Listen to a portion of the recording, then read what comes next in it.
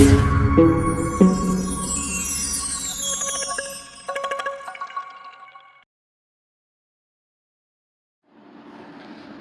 दोस्तों, आज की क्लास हिंदी में आप सभी का स्वागत है। और आज हम ये पेपर हमारा रहेगा एमपी बोर्ड से रिलेटेड। जो भी बीएड करने वाले दोस्त हैं उनके लिए ये बहुत ही शानदार रहने वाली है क्लास, और जो डीएलएड कर रहे हैं उनके लिए भी बहुत ही शानदार है। चलिए हम क्वेश्चन स्टार्ट करते हैं हिंदी का। फर्स्ट क्वेश्चन है, पद क्रम की दृष्टि से शुद्ध वाक्य है। उत्तर से दक्षिण तक भारत एक है, ये बिल्कुल है ऑप्शन। उत्तर एक है, दक्षिण से तक भारत, ये गलत। एक भारत है उत्तर दक्षिण, ये भी गलत। उत्तर भारत है एक दक्षिण तक, ये भी गलत। तो ऑप्शन हमारा फर्स्ट नंबर का जो है ए वाला, ये राइट हो जाएगा। ऑप्शन नंबर ए, उत्तर से दक्षिण तक भारत एक है। आगे बढ़ते नेक्स्ट क्वेश्चन पर। अगर आपको ये क्लास अच्छी लगे तो आप लाइक से जरूर करें और चैनल को जरूर सब्सक्राइब करके जाएं। नेक्स्ट क्वेश्चन पे चलते हैं हम। क्वेश्चन अगला है हमारा, उच्चारण में लगने वाले समय के आधार पर स्वर को कितने भागों में बांटा गया है।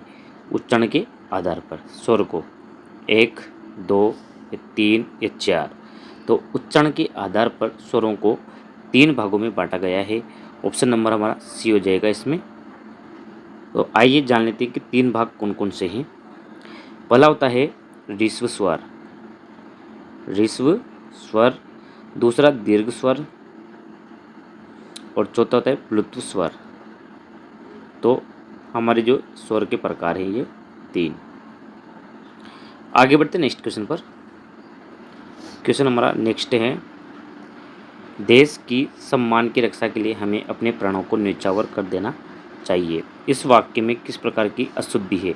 तो अशुद्धि का पता लगाना है कि इस वाक्य में किस प्रकार की अशुद्धि है। देश के सम्मान की रक्षा के लिए हमें प्राणों को न्यौछावर कर देना चाहिए। तो यहाँ पे के आना चाहिए, देश की जगह के। जो देश की लिखा हुआ है इस जगह पे के आना चाहिए था। तो देश के सम्मान की रक्षा के लिए हमें प्राणों को न्यौछावर कर देना चाहिए। तो इस वाक्य में जो अशुद्धि है वचन, लिंग, विभक्ति या क्रिया। तो राइट ऑप्शन हमारा हो जाएगा कि लिंग संबंधी इसमें त्रुटि है। बी ऑप्शन हमारा सही हो जाएगा। आगे बढ़ते नेक्स्ट क्वेश्चन पर। क्वेश्चन है, उपवन के पर्यायवाची शब्द कौन से हैं। उपवन के वाटिका, बगीचा, बाग बिल्कुल है। उत्थान, उत्कर्ष, प्रगति ये नहीं है। व्यथा, परेशानी, चिंता ये भी नहीं है। दिन, दिवस, वासर ये भी नहीं, ये तो दिन के हो गए। तो सही ऑप्शन हमारा ए वाला ऑप्शन हो जाएगा। वाटिका, बगीचा, बाग ये उपवन के पर्यायवाची शब्द है। चलिए आगे बढ़ते नेक्स्ट क्वेश्चन पर। क्वेश्चन अगला है हमारा, पत्र का तत्सम शब्द क्या है। तत्सम बताना है। फातर, पत्रिया, प्रस्तर, पातर। तो जो पत्र का तत्सम रूप होता है वो प्रस्तर होता है, प्रस्तर, यानी कि सी ऑप्शन हमारा इसमें सही हो जाएगा। आगे बढ़ते नेक्स्ट क्वेश्चन पर। क्वेश्चन है हमारा, ईश्वर की माया कहीं धूप कहीं छाया लोकोक्ति का अर्थ है। ईश्वर की माया कहीं धूप कहीं छाया, भाग्य की विचित्रता, मनुष्यों की समानता, भाग्यवान, भाग्यवती।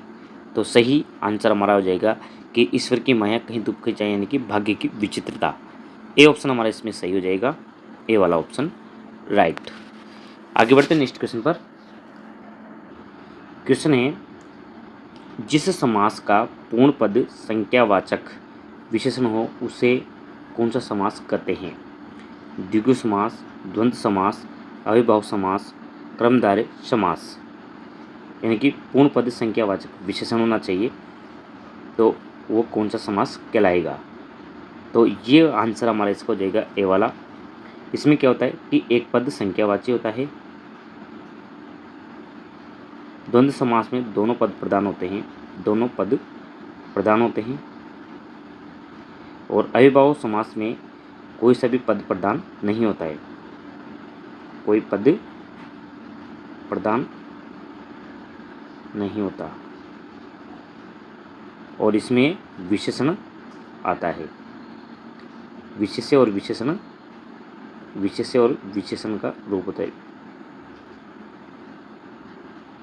तो हमारा ए ऑप्शन हमारा इसमें राइट हो जाएगा, ए वाला। क्लास अच्छी लगे तो एक बार लाइक और शेयर जरूर करें अपने मित्रों तक, और चैनल को अभी तक भी सब्सक्राइब नहीं किया तो जरूर कर लें। चलिए नेक्स्ट क्वेश्चन पर। क्वेश्चन है हमारा, किसी बात की ओर विशिष्ट रूप से ध्यान आकर्षित करने के लिए किसी को दी जाने वाली सूचना को क्या कहते हैं? यानी कि किसी भी बात की ओर विशिष्ट रूप से ध्यान आकर्षित किया जाता है तो उस सूचना को हम क्या कहते हैं? अधिसूचना, अधिसूचना, सूचनागत, ये स्मरण पत्र। तो किसी भी बात पर ध्यान आकर्षित करने के लिए हम अधिसूचना जारी करते हैं, यानी कि इसमें बी ऑप्शन हमारा राइट हो जाएगा। चलिए आगे बढ़ते हैं नेक्स्ट क्वेश्चन पर। क्वेश्चन है हमारा, औपचारिक शब्द में प्रत्यय है, यानी कि जो औपचारिक शब्द है इसमें कौन सा प्रत्यय है? यदि आप औपचारिक का विग्रह करते हैं तो आपको इसमें प्रत्यय दिखेगा इक प्रत्यय। कौन सा दिखेगा? इक। ए वाला ऑप्शन में जो है वही राइट हो जाएगा, ना कि इत। इत तो इसमें है ही नहीं, इक भी नहीं आएगा क्योंकि मात्रा छोटी लगी हुई है, और इत भी नहीं आएगा, तो ओ ए ऑप्शन हमारा इसमें सही हो जाएगा, इक प्रत्यय। चलिए आगे बढ़ते हैं नेक्स्ट क्वेश्चन पर। क्वेश्चन है, जिसने बच्चे को डूबने से बचाया है उसे इनाम मिलेगा। रेखांकित शब्द में कौन सा सर्वनाम है? जिसने बच्चे को डूबने से बचाया उसे इनाम मिलना चाहिए। पुरुषवाचक सर्वनाम नहीं, पुरुषवाचक में हम हमारा ये वाले सर्वनाम का यूज किया जाता है। प्रश्नवाचक में क्या, कौन आदि का यूज किया जाता है। निश्चयवाचक सर्वनाम की बात करें तो निश्चयवाचक में वह, यह, इनका इस्तेमाल करते हैं। और संबंधवाचक में किसी से संबंध स्थापित किया जाता है, जैसे जिसने बच्चे को डुबाया उसे इनाम मिलना चाहिए, यानी जिसने का उससे से संबंध स्थापित किया गया है, इसलिए हम इसमें डी ऑप्शन राइट करेंगे। डी वाला ऑप्शन हमारा राइट हो जाएगा। आगे बढ़ते हैं नेक्स्ट क्वेश्चन पर। क्वेश्चन है अगला हमारा, निम्नलिखित में से किस शब्द में कर्मधारय समास नहीं है? नहीं है बताना है हमें। महाजन, महान है जो जन, परमेश्वर, परम है ईश्वर, काल, भारतवासी। तो इनमें देखा जाए तो जो भारतवासी है, भारत का वासी, तो इसमें तत्पुरुष समास का यूज किया गया है, तत्पुरुष समास, इसलिए डी ऑप्शन हमारा इसमें राइट हो जाएगा। बाकी सब कर्मधारय समास के रूप हैं। आगे बढ़ते नेक्स्ट क्वेश्चन पर।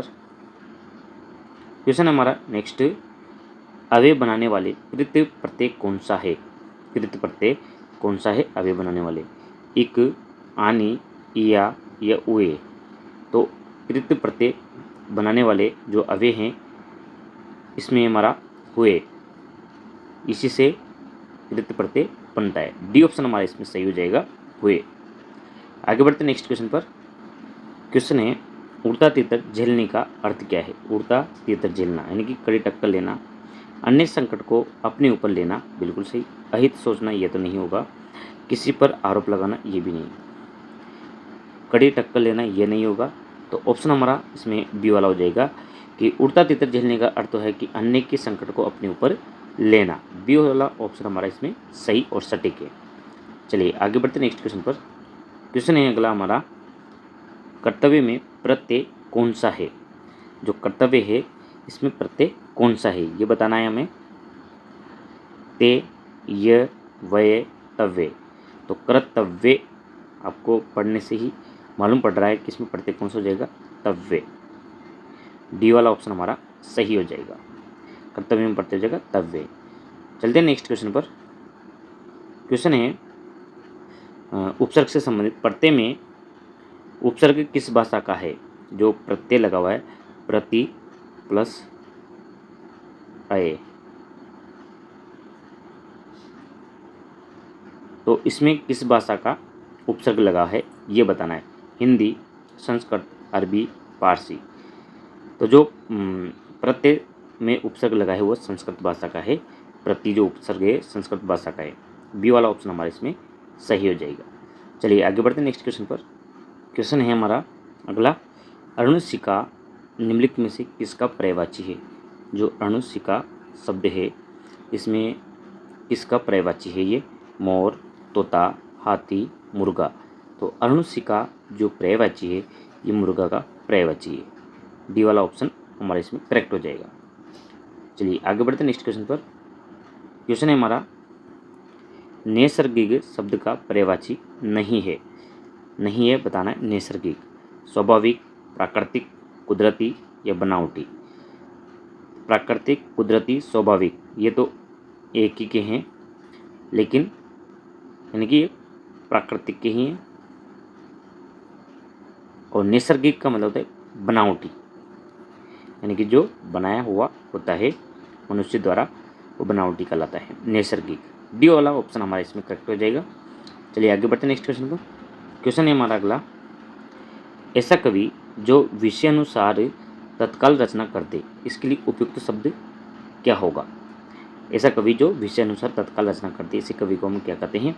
महाकवि, आशु कवि, कवीश, कविराज। तो ऐसे कवि को हम कहते हैं आशु कवि, यानी कि तुरंत रचना करने वाले को आशु कवि कहते हैं। बी वाला ऑप्शन हमारा इसमें करेक्ट हो जाएगा। चलिए आगे बढ़ते हैं नेक्स्ट क्वेश्चन पर। क्वेश्चन हमारा अगला है, व्याकरण जानने वाले वाक्य के लिए एक शब्द क्या होगा? यानी कि व्याकरण का ज्ञाता, उसको क्या कहते हैं? व्याकरण ज्ञाता, व्याकरण विशेषज्ञ, व्याकरण, व्याकरण पंडित। तो ऐसे व्यक्ति को हम कहते हैं व्याकरण। व्याकरण, सी वाला ऑप्शन हमारा इसमें करेक्ट हो जाएगा। तो अगर आपको ये क्लास पसंद आई तो एक बार लाइक और शेयर ज़रूर कर दीजिए, और चैनल को अभी तक भी सब्सक्राइब नहीं किया तो वो ज़रूर कर लीजिए, सब्सक्राइब करना ना भूलें। ठीक है, आगे बढ़ते हैं नेक्स्ट क्वेश्चन पर, और ये हमारी क्लास का लास्ट क्वेश्चन रहेगा। क्वेश्चन है हमारा अगला, वह मानसिक स्थिति जब किसी अमंगल की घटना होने की बात मन में हो, यानी कि वह मानसिक स्थिति जब किसी अमंगल की घटना होने की बात मन में हो, उसको क्या कहते हैं? संभावना, शंका, अपेक्षा, आशंका। तो ऐसी बात को हम कहते हैं आशंका, यानी कि मुझे आशंका हो रही है अमंगल घटना घटित होने की। तो ये डी वाला ऑप्शन हमारा इसमें करेक्ट हो जाएगा। तो बताइए मुझे कि आपको ये क्लास कैसी लगी है, ज़रूर बता के जाएँ और सब्सक्राइब करके चले जाएँ। Thank you for watching. फिर मिलते हैं ऐसी नई वीडियो के साथ। धन्यवाद मित्रों।